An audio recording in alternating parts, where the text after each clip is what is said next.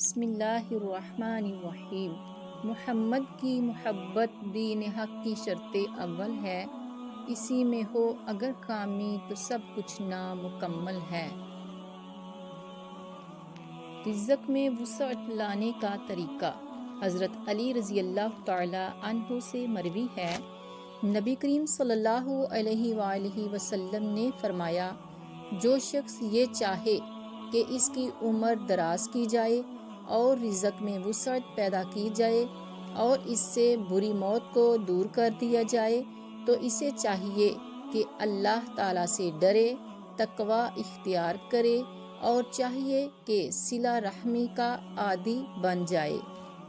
قرآن پاک فرقان حمید کی سورہ الاعراف میں اللہ تعالیٰ نے ارشاد فرمایا ہے، جس کا ترجمہ ہے، اور اپنے رب کا صبح و شام ذکر کیا کرو، اپنے دل میں بھی عاجزی اور خوف کے جذبات کے ساتھ، اور زبان سے بھی آواز بہت بلند کیے بغیر، اور ان لوگوں میں شامل نہ ہو جانا جو غفلت میں پڑے ہوئے ہیں۔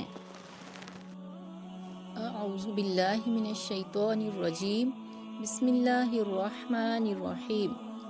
والعصر ان الانسان لفی خسر الا الذین آمنوا وعملوا الصالحات وتواصوا بالحق وتواصوا بالصبر۔